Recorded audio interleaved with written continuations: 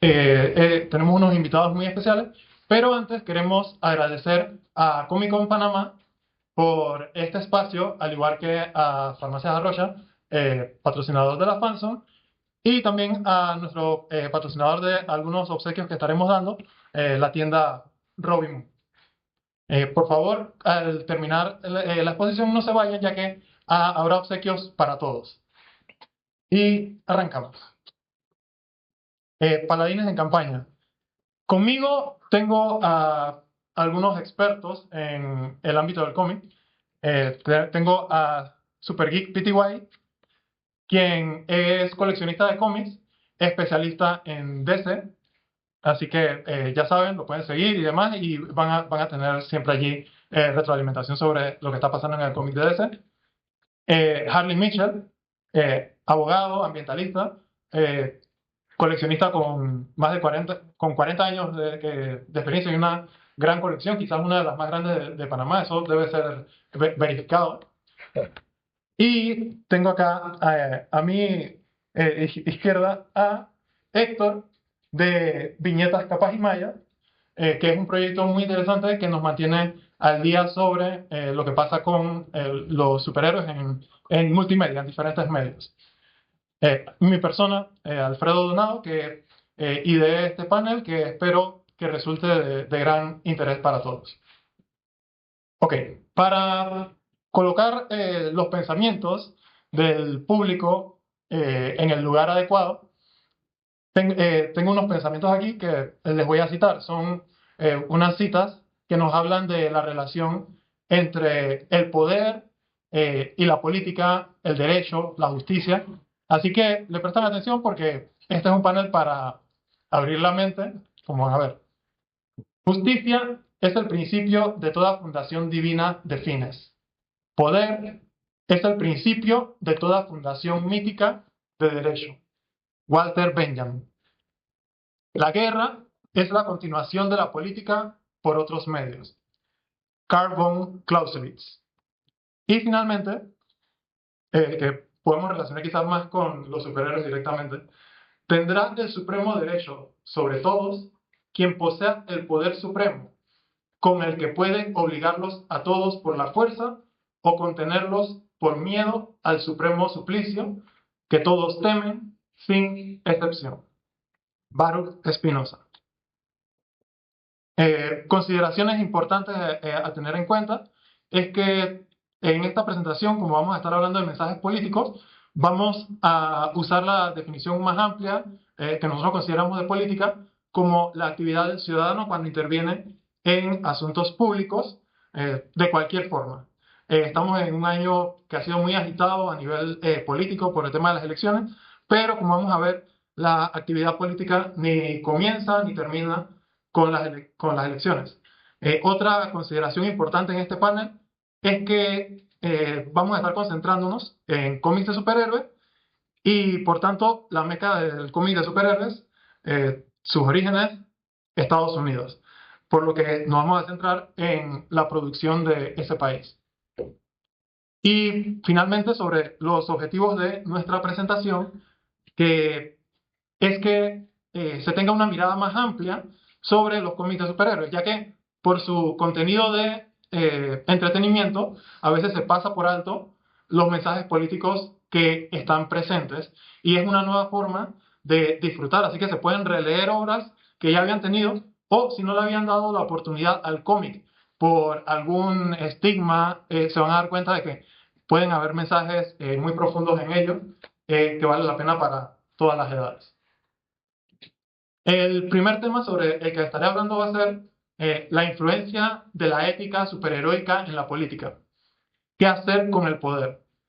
Aquí vamos a manejar la ética como un deber ser. Y como no podía ser de otra forma, el primer ejemplo de ética va a ser Superman, el primero de todos. En Action Comics 1 inicia la era de los superhéroes en 1938. Por favor, presten atención a los datos y nombres que estaré dando, porque serán importantes para las trivias al finalizar y llevarse los fabulosos premios que tenemos en la mesa. Aprovecho para recordarles. Eh, En esta ocasión no les voy a hablar tanto de esa primera interpretación de Superman, sino una reciente reinterpretación que fue el Superman de Tierra 1, escrito por John Michael Straczynski y dibujado por Shane Davis. En esta se nos muestra a un Superman al final de su adolescencia que, como cualquier ser humano, aunque él no sea humano, enfrenta estos conflictos de qué rumbo va a tomar el resto de mi vida. Y ante esta cuestión, obviamente tiene las elecciones. Superman tiene el dilema de que lo que elija lo hará bien. Porque en esta versión Superman tiene la superinteligencia. Es decir, puede optar por una carrera científica, puede optar por una exitosa carrera empresarial. Entonces, ¿por qué opta ser un reportero? Que es la profesión que siempre le conocemos a Superman. Y aquí se escarba un poco en cómo se llega a ese punto. El tema de cómo se le revela a Superman la importancia absoluta que tiene para alguien como él, que lo puede hacer prácticamente todo, el tema de la búsqueda de la verdad, que aquí se muestra el periodismo como esa posibilidad que le da de la búsqueda de la verdad, y él es inspirado por un Jimmy Olsen que dice que él está dispuesto a que por lo único que vale la pena vivir o morir es por la búsqueda de esa verdad. Y esto inspira a Superman, que recordemos tiene esta frase de verdad, justicia y un mundo mejor actualmente, es como se dice. Y también quería hablarles sobre el gran poder de Superman, que en esta novela también se muestra que el uniforme se lo da Jonathan Kent pensando que algún día muchas vidas podrían depender de él y él no podría hacerlo con su personalidad civil. Así que en ese momento le dice, muchas vidas dependerán de ti, vidas o muertes, que son cosas que vienen con el gran poder. Bien, se escucha bien. Yo tengo un problema bien grande con estos micrófonos. No sé si se me escucha. Sí, gracias. Eh, en cuanto a la influencia del poder o el uso del poder en un mundo superheroico, en contraste a lo que ve Superman al utilizar sus poderes para el bien, a mí me llamaba la atención hablar de la dinámica entre el Profesor X y Magneto y su utilización del poder viniendo de un pueblo o de una fracción del pueblo que es oprimida. Ellos toman, por parte del profesor X, él decide que si es oprimido y él tiene el poder de ser diferente, él utilizará su poder y el de los suyos para que les vean como, no como una amenaza, sino como un apoyo. Él busca que exista esa igualdad a partir de servirle a la humanidad. En cambio, Magneto, como todos sabrán, él lo ve de una forma diferente. Pero si me preguntan a mí, y voy a exponer un poquito más al respecto, Magneto tiene más cercanía a la filosofía de Superman que el Profesor X, porque Magneto sabe que el que le oprime no va a dejar de oprimirle a menos que él haga algo al respecto. Y ahí es donde él crea su agrupación, su hermandad de los villanos malos, eh, pero en realidad no son villanos malos. Magneto viene de ver lo peor que es capaz de hacer la humanidad. Él no viene de una crianza maravillosa. Y una de las cosas que hace que Superman sea capaz de utilizar su poder como lo hace y de que tenga las ideas de utilizar su poder como lo hace, viene de su crianza. Porque los Ken él le enseñan a utilizarlo para el bien y buscar lo bonito de la humanidad. Pero Magneto ha visto todo lo feo y aún así decide utilizar su poder para cuidar a los suyos. En ocasiones sí se le va la olla, pero es, no, la imagen no me lo permite al momento, creo, pero me salgo un poquito de los cómics y me recuerda a Tupac Shakur, el rapero, eh, que en ocasión habla sobre la metáfora del ground, del suelo, y de cómo el suelo se abrirá haciendo referencia al oprimido, al pueblo oprimido. El pueblo se abrirá el suelo y se tragará al opresor. Me hace resonancia con la filosofía de Magneto, pues él ve su poder como un medio para proteger a los propios de aquel que lo oprime y hará lo necesario para ello.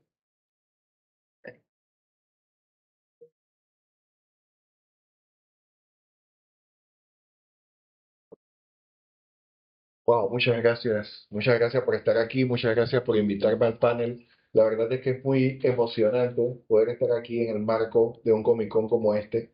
Déjenme decirles que, como han dicho en mi promo, mi bio, tengo 40 años coleccionando cómics, especialmente Marvel, y nunca soñé que íbamos a tener un Comic Con tan grande y que íbamos a tener un público tan selecto, deseoso de observar la influencia del cómic en la política.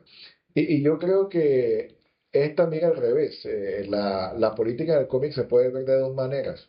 Una, de cómo es el entorno que rodea a todos estos protagonistas de la vida real que escriben los cómics, que los condiciona, cuáles son las circunstancias históricas que los mueven. Y finalmente la segunda parte, que es las historias, cómo esto se refleja en las historias, como diríamos, en los cuentos. Y como ya se ha dejado entrever, el cómic americano es un fenómeno del siglo XX que se divide en eras. Estas eras nos ayudan a definir algunas características comunes que tienen los cómics que se escriben y que se dibujan dentro de ellas. La era de la que voy a hablar es la era de oro del cómic, que empieza con la ya mencionada primera aparición de Superman en 1938 y que de una forma u otra termina alrededor de 1955 con un cómic que se llama Showcase número 4, que fue la primera aparición de el Flash moderno.